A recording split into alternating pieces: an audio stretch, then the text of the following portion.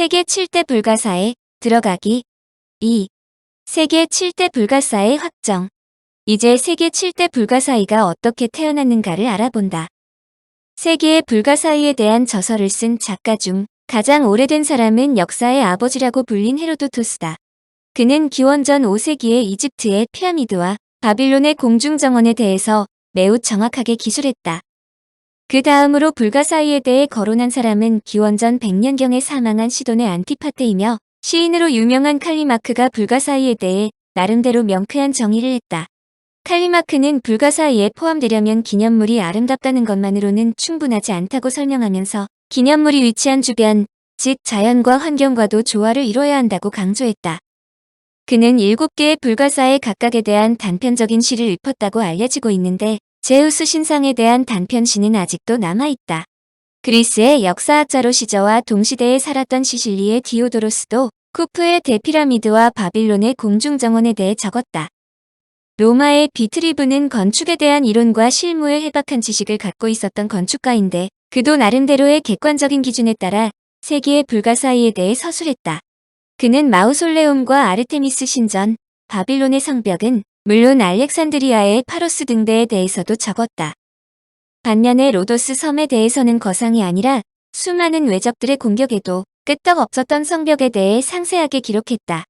로마의 쿠르티우스 루우스는 클라우디우스 황제 시대에 살았던 사람으로 10권의 책을 썼는데 공중정원에 대해 보다 상세하게 기술했다. 불가사의의 목록에서 빼어놓을 수 없는 사람이 로마인 플리니우스이다. 그는 서기 23년에 태어나 군인으로 독일에 47에서 57년까지 근무하였다. 다방면에 재주가 많았던 그는 군인으로서 뿐만 아니라 학문적으로도 매우 많은 일을 했다. 그에 관해선 79년 8월 24일에 베스비오 화산의 폭발 때의 영웅담이 전해져 내려온다. 당시 나폴리만의 정박한 함대의 제독이었던 그는 화산이 폭발하자 위험을 무릅쓰고 직접 피난민들의 군안에 참가하여 수많은 난민들을 구출했다고 한다. 그는 무려 37권에 달하는 박물지를 저술했는데 그중 36권의 세계의 불가사의에 대해서 적고 있다. 그가 언급한 목록에는 할리카르나소스의 마우솔레움, 이집트의 오벨리스크는 물론 스핑크스와 피라미드, 알렉산드리아의 등대, 미로, 이집트 테베에 있는 공중정원, 에페소스의 아르테미스, 신전 소아시아 시시크에 있는 신전 등이 포함되어 있었다. 그는 로마인이 건축한 18개 기념물을 따로 불가사의에 첨가했는데 스스로 세계에 존재하는 모든 불가사의를 기록했다고 자부했다. 플리니우스 다음에는 그리스의 포사니아스로 그는 150년경의 여행기를 저술했는데 이 책이 어찌나 유명했던지 그 후 여행서의 입문서로 불렸다. 그는 자신이 방문한 지역에 대한 모든 정보를 10권의 책으로 엮었다. 그가 여행한 곳은 소아시아, 중동, 이집트이지만 자신이 태어난 그리스 반도의 올림피아 제우스 신전에 대해서도 매우 구체적으로 언급하여 오늘날 제우스 신상에 대한 상세한 내역을 알 수 있게 해주었다. 사실 고대로부터 세계 7대 불가사의가 확정되어 있었던 것은 아니다. 기원전 2세기에서 기원 후 14세기까지의 불가사의로 불리던 기념물이 수없이 많았기 때문이다. 독일의 쇼트는 1891년 불가사의의 목록에는 3가지 종류가 있다고 주장했다. 첫째는 필론이 정의한 것과 동일한 것이며 두 번째는 보다 광범위하게 불가사의의 범위를 정한 것으로 거대한 기념물뿐만 아니라 도지나 특정 조각품도 포함된다. 이집트의 테베시나 델로스의 제단이 그 예다. 세 번째는 그리스와 동방의 거대한 기념물과 비교적 후대에 건설된 로마 시대의 기념물도 포함되는데 그 숫자가 무려 30개나 된다. 이것은 작자의 취향에 따라 세계의 불가사의의 목록이 수시로 변경되었다는 뜻이다. 최종적으로 세계 7대 불가사의 목록은 르네상스 시대에 확정되며 그 목록에는 바빌론의 성벽 대신에 알렉산드리아의 파로스 등대가 들어간다. 파로스 등대가 바빌론 성벽을 대체한 것은 바빌론 안에 있는 공중정원이 이미 등재되어 있는 데다 당대의 화약과 대포가 도입되는 등 활발한 과학기술에 대한 이해 때문에 7대 불가사의로 포함된 것으로 생각한다. 여기에서 한 가지 의문이 생긴다. 불가사의에 포함될 수 있는 기념물은 수없이 많은데도 불구하고 왜 7개로 굳이 한정했을까 하는 것이다. 그것은 7이라는 숫자가 피타고라스가 거론한 완벽한 숫자이기 때문이다. 기원전 6세기에 이미 7은 신성한 숫자로 여겨졌다. 한 개의 항성과 6개의 행성을 합한 숫자이기도 한 7은 당시의 우주를 표현하는 숫자였다. 아래에서 필론이 적은 세계 7대 불가사의의 전문을 소개한다. 필론의 원전. 모두들 세계 7대 불가사의에 대해서 말하고 있지만 직접 실물을 볼 수 있는 사람은 거의 없다. 만약 직접 보려면 페르시아를 출발해서 유프라테스 강을 통과하여 이집트를 여행하고 그리스의 에레스에 잠시 머물렀다가 카리아의 할리카르나소스를 방문한 후 로도스로 항로를 잡은 다음 이오니아의 에페소스 신전을 보아야 한다. 세계를 여행할 수 있는 여력과 체력이 충분한 사람들은 가능한 한 세계의 불가사의를 모두 보려는 의욕을 가질 것이다. 그렇지만 그렇게 하기 위해서는 너무나 많은 시간이 걸려 그 사이에 병이 들거나 죽게 될지도 모른다. 불가사의에 대한 궁금증을 해결할 수 있는 좋은 방법은 기념물을 잘 설명해 줄 수 있는 선생님으로부터 교육을 받는 것이다. 그것은 힘든 여행을 굳이 하지 않아도 되며 집에서 세계를 구경할 수 있도록 해주고 나름의 즐거운 상상을 할 수 있게 해준다. 만약에 직접 여행길에 올라 여러 곳을 방문한다면 한번 방문한 장소를 떠나서 곧바로 다른 장소로 가야 하므로 지난번 장소에 대한 것은 곧바로 잊어버리게 된다. 기념물의 상세 부분은 기억에서 사라지고 추억도 희미하게 사라질 것이다. 그러나 기념물에 대한 자세한 설명과 건설 방법 등을 정확하게 교육받는다면 마치 거울의 상과 마찬가지로 머리에 인상적으로 뿌리 박혀 영감 속에서 영원히 사라지지 않을 것이다. 그러므로 모두를 영감으로 이러한 놀라운 기념물들을 본다는 것이 중요하다. 내가 이 글을 쓰는 목적은 세계 7대 불가사의에 대해 명확한 정보를 제공하고 그에 대한 아이디어를 각자가 얻게 해주기 위해서이다. 그러려면 자연적으로 7대 불가사의를 칭찬할 수밖에 없다. 나의 글을 잘 읽고 각자가 자신의 각도에 맞춰 어떤 사물을 바라볼 수 있다면 세계 7대 불가사의는 자신만이 가질 수 있는 지식이 될 것이다. 다만 태양이 그것을 둘러싸고 있는 모든 것을 불태우는 것처럼 불가사의가 갖고 있는 아름다움은 그것을 바라보는 모든 것을 방해한다는 것을 주의해야 한다.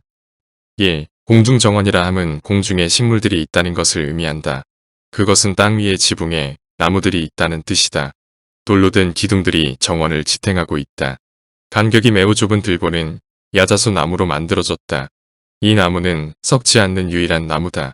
습기가 빠진 나무에 압력을 가해서 아치와 같이 구부러지게 한 후 외부와 조화가 되도록 적절한 간격으로 고정하였다. 상당한 깊이로 흙이 채워져 있으며 이곳에 나뭇잎이 많은 식물들과 수많은 종류의 꽃들로 채워졌다. 이런 풍경이야말로 간단하게 말해 눈을 즐겁게 하고 조경을 아름답게 만든다. 이곳은 보통 들에서 식물을 기르는 것과 다르지 않다. 단지 사람들이 걷는 지붕 위에 기옥한 땅이 있다는 것뿐이다. 정원의 경계에 있는 흙으로 덮여진 땅은 경작하지 않고 그대로 둔다. 위로부터 물이 내려오는 수로가 있는데 완만한 경사를 통해 물이 흐르며 다른 쪽에서는 압력에 의해 물이 올라가는데 이것은 중단되지 않고 계속 작동된다. 수로의 기계적 성질은 연속적으로 물이 돌게 하는 나선형이다. 옥상의 커다란 집 수정에서 공급되는 물이 정원에 심어진 식물들의 뿌리를 적셔 습기를 유지하게 한다. 정기적으로 물이 공급되므로 가물지 않고 또 배수가 잘 되어 뿌리가 썩지 않게 만들므로 식물들이 항상 아름답게 키워진다. 이것이야말로 걸작 중의 걸작이며 진실한 궁전의 공간이다. 자연의 법칙을 거스르는 이곳에서 생산되는 과일들은 방문자의 머리 위에 항상 열려 있다. 2. 멤피스의 피라미드는 인간의 힘을 초월하여 건설한 것이므로 그들에 대한 설명도 상상을 초래할 수밖에 없다. 그것은 산 위에 쌓여진 산으로서 그곳에 놓여진 돌들을 멀리서 운반했을 거라는 생각을 하면 머리가 아플 지경이다. 제일 먼저 어떤 거중기를 사용하여 그 높은 곳까지 돌들을 옮겼을까 하는 의문이 생긴다.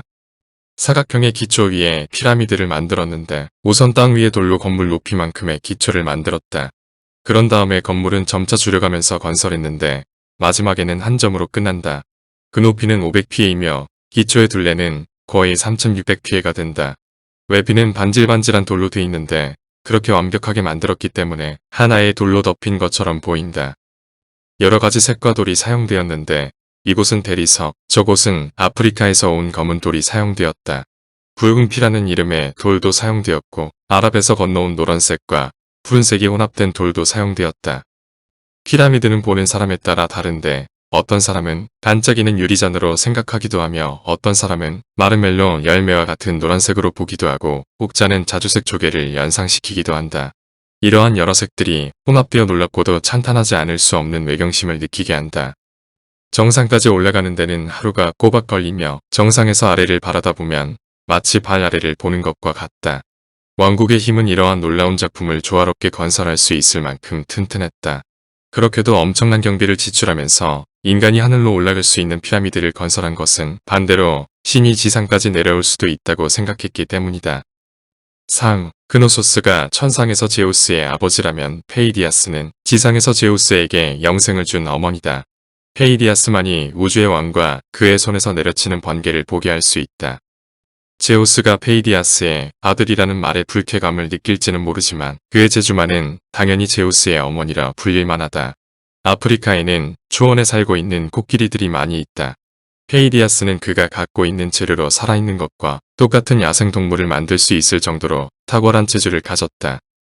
제우스 신상을 제외한 나머지 6개의 불가사의에 대해 찬양하지만 제우스 신을 성스럽고 경외심이 가도록 표현할 수 있었던 것은 바로 그의 재능 때문이다. 그의 작업은 모든 이에게 영광을 받을 수 있을 만큼 영원하며 당연히 찬사를 받을 만하다. 그에게 손이 있다는 것은 그야말로 그리스의 가장 커다란 자랑거리이다. 신들의 세계 안에서 그의 능력이야말로 후대의 어떤 민족이 만들 수 있는 모든 힘을 초월한다.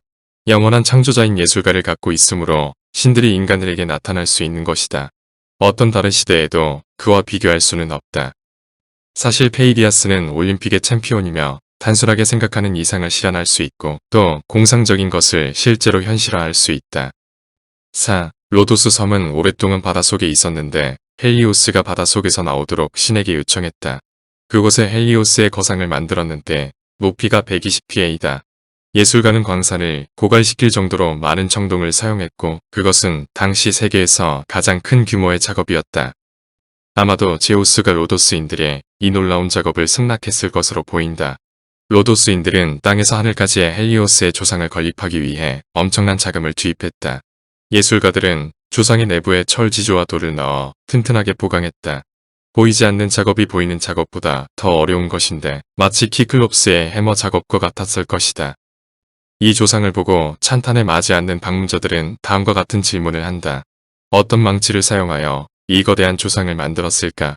어떤 크기의 모루를 사용하였으며 어떤 수작업으로 그 많은 금속을 다룰 수 있었을까? 예술가들은 먼저 대리석으로 된 기초부를 만든 다음에 거상의 발 뒤꿈치를 제일 먼저 만들기 시작했다. 조상의 높이는 120피에로 계산했다. 조상의 발만 해도 다른 조각상들보다 훨씬 큰 규모이므로 기중기로 나머지를 부분을 올리는 것은 불가능한 일이다.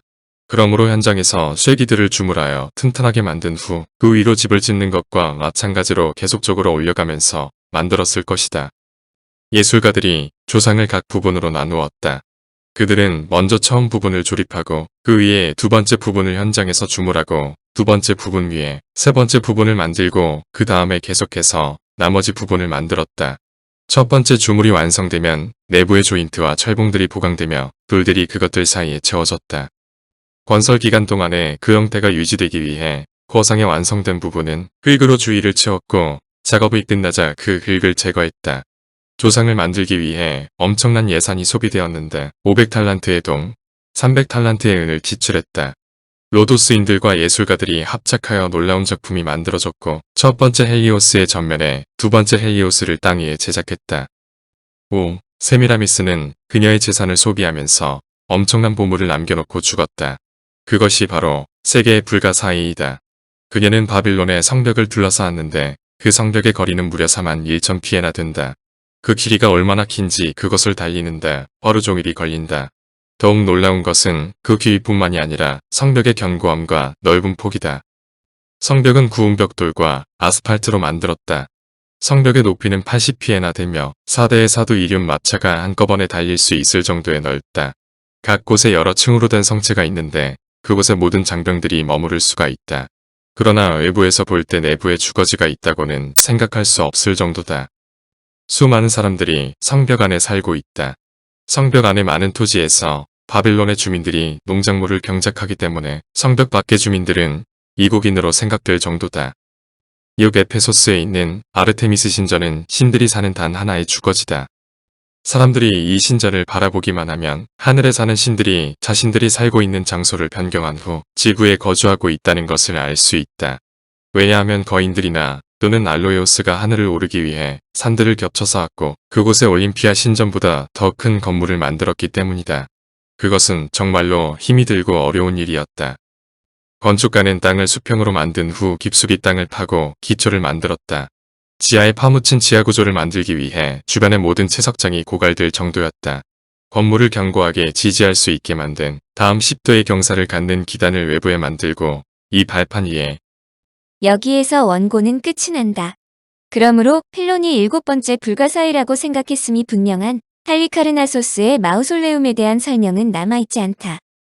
세계 7대 불가사의의 진정한 의미는 시대를 초월하여 실물을 직접 본 사람들은 물론 상상으로 그리는 사람들로 하여금 불가사의를 만든 주인공들에 대한 존경심과 외경심을 저절로 자아내게 한다는 것이다. 그러므로 불가사의로 선정된 기념물 하나하나가 인간이 만든 어떤 기념물들보다 후배들에게 본보기가 되었다는 점도 중요하다. 그러나 세계 7대 불가사의와 같은 명성을 얻는다는 것은 쉬운 일이 아니다. 그래서 세계 7대 불가사의가 더욱 돋보인다. 청취자에게 원하는 것은 1. 구독 2. 좋아요